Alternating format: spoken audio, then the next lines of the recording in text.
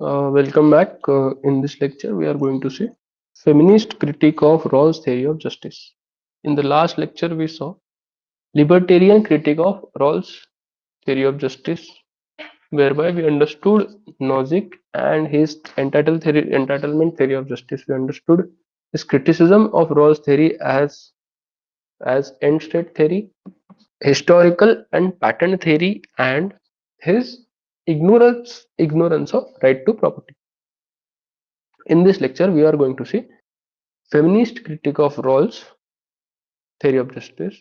And to start feminist critique of Rawls' theory of justice, I will mention this quote of Susan Moller Okin, where she says that we confront a major justice crisis in contemporary society, arriving from issues of gender. This is a very good intro to start with. Your answers will have a good philosophical depth in intro itself.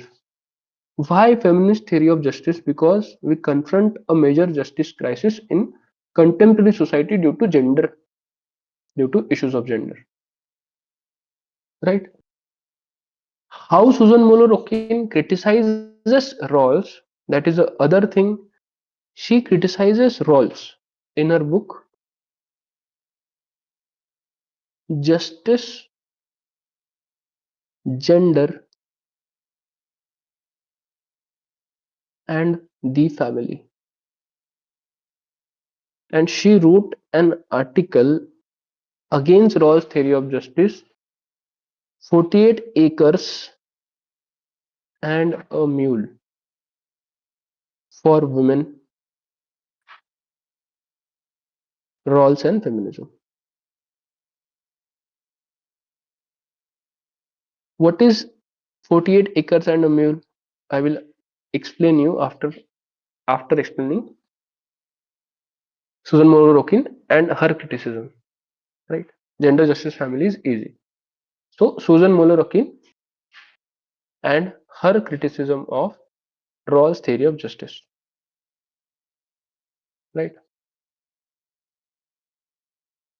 To start her criticism, the first thing that SMO does, Okin does, is she criticizes social contract scholars.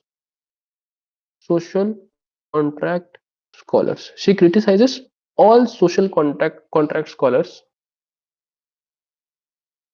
because social contract scholars think social contract scholars think that men are autonomous.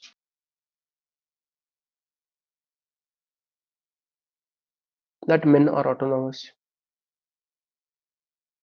and men can live without any other human being. Men are autonomous.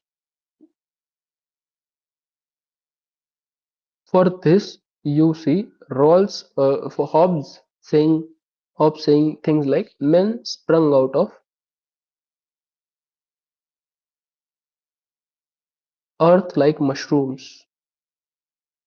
So men are autonomous. Men don't need women. This is what social contract scholars think. And she gave reference of Hobbes. This is the first meaning of men are autonomous. The second meaning of men are autonomous is that they don't recognize they don't recognize role of family in sustaining society. They say that society society social contract scholars don't recognize family role of family in sustaining society, right?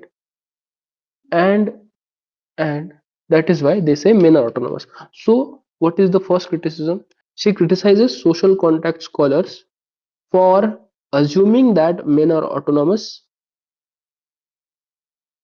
Men are autonomous. This has two meanings. The first meaning is that men don't need other human beings for function. Men don't need women folk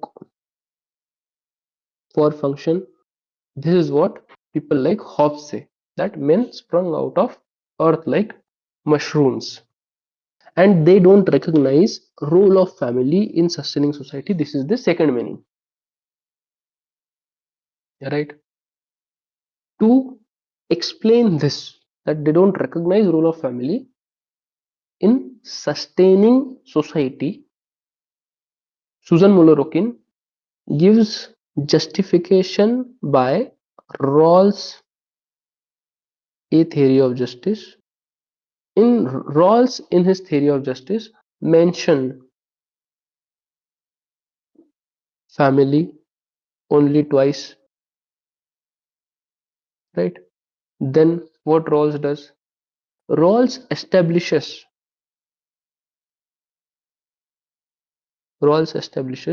that family is a just institutions. Just institution. Family is a just institution. Without any justification. Without any justification, he establishes that family is a just institution, right? And and he assumes that families are private and voluntary,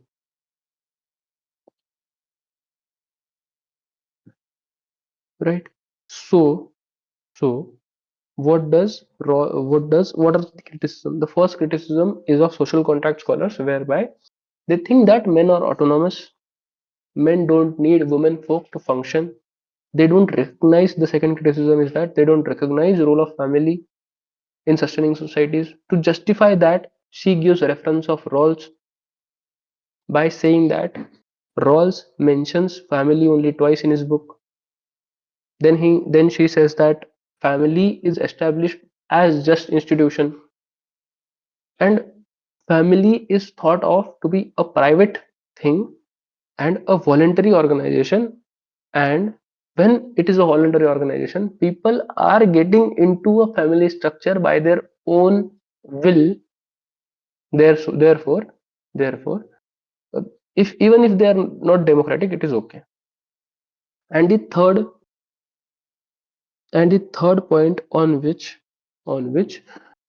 smo criticizes smo criticizes all social contract scholars, or Rawls in particular, on the point that Rawls mentions that only head of families only head of families, that is men or patriarch of a family, is going to participate in original position, right? Head of families are going to go beyond wheel of ignorance, get into original position, and form social contract. Head of families.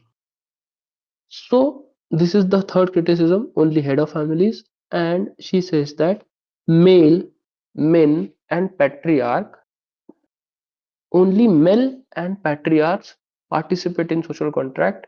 That is why so original position is monological. What does monological mean? Monological mean that it is dominated by voices of men. And she says that unless women are included in original position, promise of social justice, from promise of justice, is as good as 40 acres and mule, right? Unless women are included in original position, the promise of social justice is as good as 40 acres and a mule. You must have heard this word tokenism. This is basically tokenism. You're doing something just because, just as a token that I have done something, that I don't, the responsibility is not there after that point of time, right? 48 acres, 40 acres and a mule. What does this thing mean? Lincoln, Abraham Lincoln, promised promised free slaves 48 acres and a mule. That in a free America, in a slave free America, after Civil War, you will get 40 acres and a mule. But but with this 40 acres and a mule, what that slave is going to do is not known. With 40 acres and a mule, what are you going to do? What is the kind of situation, or what labor and how labor you have to apply to get value out of that value out of that piece of land is not really known. So 40 acres and a mule, with 40 acres and a mule, there is nothing much that you can do. So what most slaves did was sold those 40 acres and a mule to a big landowner and went back to the same landowner as a labor.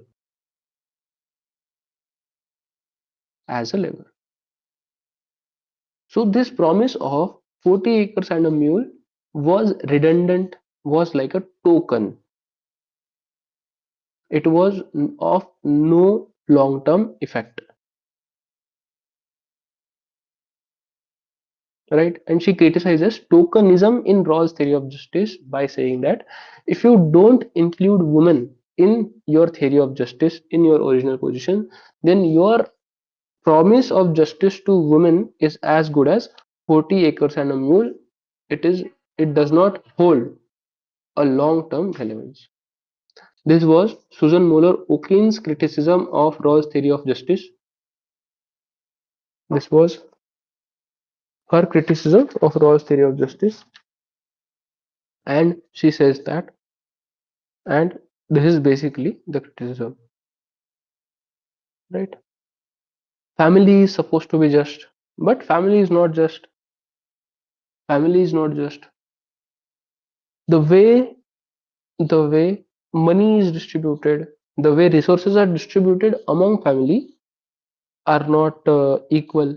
It is unjust, right? So Rawls is still trapped in public-private dichotomy. Rawls Rawls think that family is a just institution, family is a private institution, which most of the feminists will say no. Family is not just, family is not private, personal is political. And unless you include us to your original position, your promise of justice, your promise of social justice is as good as 40 acres and a mule. This was Susan Moller Okin's criticism of Rawls' theory of justice. The next criticism of theory of justice of Rawls, or or justice as a concept itself, was given by this feminist scholar known as Carol Carol Pateman. Carol Pateman gives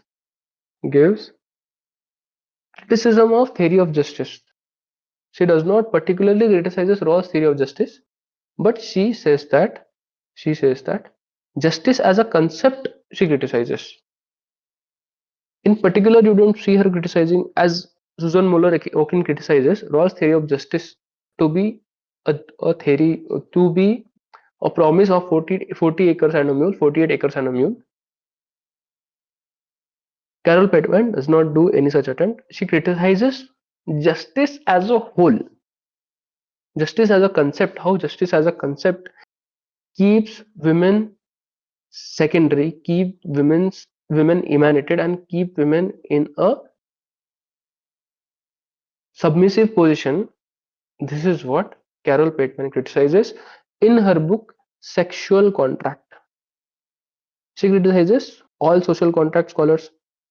She criticizes justice as a concept, and she wrote this article. This is book. This is article. Her article is the disorder of women. The disorder of women, democracy, democracy, feminism, and political theory. So she criticizes all of political science, so to say, to keep women secondary, to keep women uh, out of theory of justice. She starts her criticism with Rousseau. She criticizes Hegel. She criticizes Freud. She criticizes Freud as well. Right? Rousseau says that, right? Rousseau was a misogynist, as you can see from this quote of his. He says that never has a people perished from excess of wine. All perish from disorder of women. Right? Rousseau says wine, no one has perished from excess of wine, but people have perished from disorder of women. Rousseau says this. Then Hegel says that women are women are the everlasting irony in the life of community. Women are everlasting irony in the life of community. Hegel, right? What does Hegel mean by this? He's basically a misogynistic person. That is all he means by this, right? So she criticizes Rousseau, Hegel, Sigmund Freud for their misogynistic views, and she says that because of people like Rousseau, because of people like Hegel, because of people like Hegel, you see public-private dichotomy emerging. Public-private dichotomy emerging. What does public-private dichotomy mean? What does public-private dichotomy mean? Public-private dichotomy mean that public issues and private issues are two different things, right? Justice is a public thing. It is not a private thing, right? Family belongs to private, not public. Gender belongs to private, not public. Sex belongs to private, not public. This public-private dichotomy was criticized by was criticized by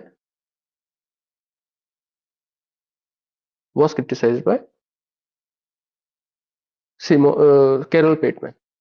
Carol Pateman. So a lot of liberal scholars had and a lot of social contract scholars had misogynistic view. They created public-private dichotomy, and social contract scholars, social contract scholars keep women restricted restricted to family, and social contract scholars keep women restricted to family, and they say that things like justice are in public, they are not in private, right?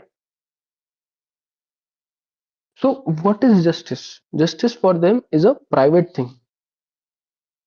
Justice for them is a private thing. This idea for justice is a private thing. This idea can be seen in people like can be seen justice is a public thing, can be seen in people like R- Sigmund Freud saying. Freud said that main criticism of Carol Pateman is of Freud, whereby Freud says that women are hostile to and in opposition to the civilization. Why does he say so? He says this because he thinks that women lack superego. Because women lack superego. Women lack superego. Women are hostile to and in opposition to civilization. Right? He Because he thinks that women lack superego. What is superego? Superego is basically the concept or the idea that superego basically says that you you put moral restrictions on desires, and Freud says that women are bad at restricting desires, right? Women lack superego, which means basically putting moral restrictions to desire. As women are bad at restricting their desires, they cannot form concept of justice. They cannot they cannot develop a sense of justice because they lack superego, because they lack ability to put moral restrictions to their desires, right? So thing the first thing on which Carol Pateman criticizes all these misogynistic views is this. She says that you cannot say that women cannot develop a sense of justice, right? She essentializes women and says that women are particularist. Women are particularist. Women are particularists. That you women want particular things, right? Women want particular thing. Women are particularist. Or and for Pateman, justice is universalist. So justice should also become particularist, right? Right? With respect to situation, there should be an idea of justice, right? And justice in public and private should be different. Justice, justice as a concept should apply to both public and private alike. Justice is not a public thing, it is private as well, right? It is private as well. Now, this idea that justice belongs to public and private sphere as well, this idea that justice is both public and private, this was not accepted to social contract scholars. What did social contract scholars say? Social contract scholars say that justice is a public thing, right? Women are supposed to be in family, and justice is a public thing. Justice is a civil society thing. Justice is justice belongs to public sphere. This idea that justice belongs to public sphere was criticized by Pateman, whereby she criticizes public-private artificial division. This is the idea of Pateman. A lot of bad things which have been said by social contract scholars or psychologists like Freud. Rousseau says that no man ever perished from disorder of disorder of wine. All men perish from disorder of women. Hegel says that women are everlasting irony in the life of community. And social contract scholars say that women belong to family. and justice is in public sphere. So why do we talk about women? This Sigmund Freud says that women are hostile to and in opposition to civilization. Why? Because they lack ability to develop superego. What is superego? Moral restrictions on desire. If they are not able to develop moral restriction on desire, they are not able to develop, they are not able to develop sense of justice. That is why women women should be limited to public private. On this, uh, Carol Pateman criticizes that women are particularist, justice is universalist. So justice should also be universalist. Why justice be particularist? Women are particularist, justice is universalist. Therefore, justice should also be particularist so that justice accommodates women. By particularist, what does she mean? That justice should encompass both public and private.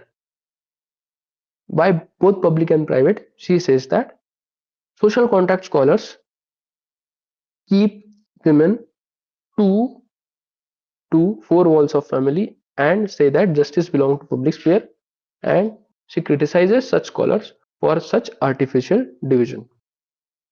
The next the next theory in feminist theory of justice, which was actually a theory of justice and not criticism of social contract scholars or Rawls, was theory given by Carol Gilligan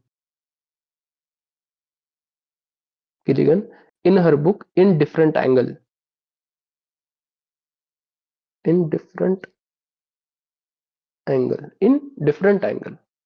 And she actually gave right she actually gave a feminist theory of justice.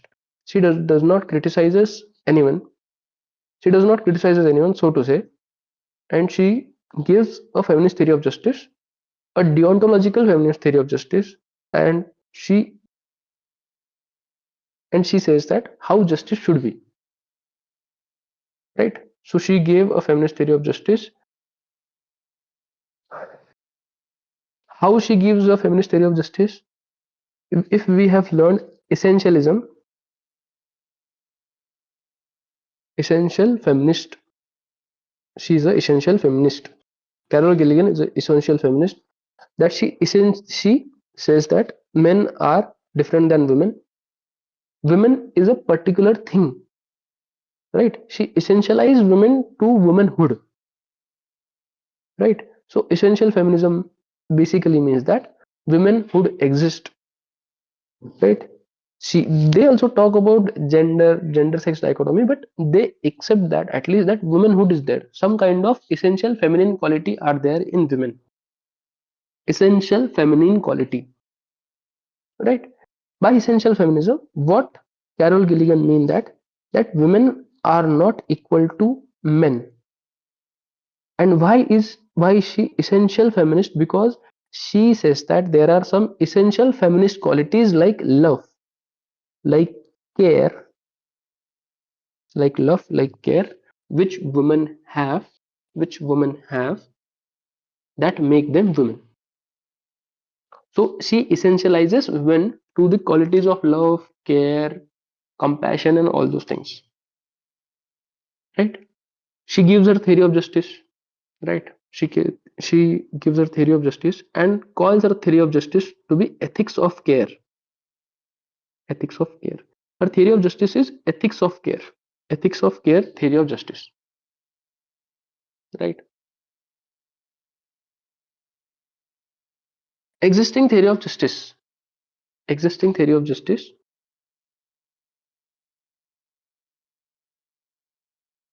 Existing theory of justice according to Carol Gilligan are ethics of right. Ethics of right. What is ethics of right? Existing theory of justice are ethics of right.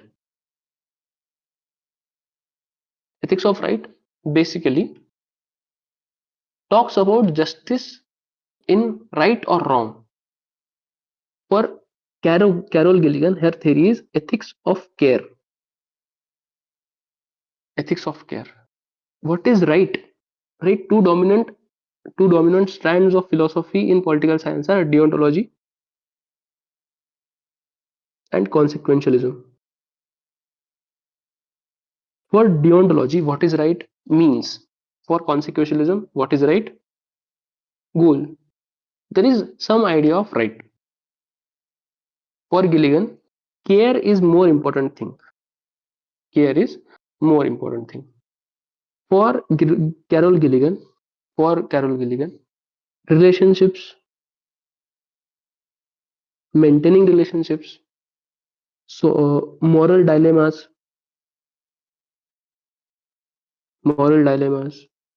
harmony, non-violence, all these things matter more. And for her, and for her, care is more important thing. Harmony is more important thing. Non-violence is more important thing. She is not deontological or consequentialist. She is careist. She talks about care, like relationship, moral dilemmas, harmony, non-violence, all those things, right? And for her, cooperation is bigger quality than conflict. And she says that for people are cooperating on and for uh, their rights, not conflicting on their rights. So that is the basic idea as given by Carol Gilligan. Carol Gilligan basically says that peace, right? Don't fight, peace. Relationship, maintain relationship, solve moral dilemmas, live in harmony, live in non-violence, care for each other, cooperate with each other. There is no need of deontology, means or goals. Just live and let live. Right? She wrote her theory in criticism of Kohlberg's theory of moral development. Kohlberg's theory of moral development. Whenever you are going to read ethics, you can refer to Kohlberg's theory of moral development so that you can understand how morality has been evolved. Right? Morality has been evolved. So this was feminist idea of justice, in which we only learned about one theory of justice which talks about care. Rest are more or less criticism of masculinist paradigms. This was the idea of feminist theory of justice and feminist critique of roles. From the next lecture, we'll start with communitarian critique of roles, which I feel is the most important critique and which is most philosophically rich critique. It is going to be very fun to learn that. I hope this was helpful to you. And we'll start with communitarian critique and idea of communitarianism as a whole and what communitarianism essentially talks about. If you are going to understand communitarianism and communitarian critique of roles from the next lecture, very fun idea to learn. I feel one of the best theories that have been written in political science. Thank you so much. I'll see you next time when we'll start with communitarianism. Thank you so much. Bye bye.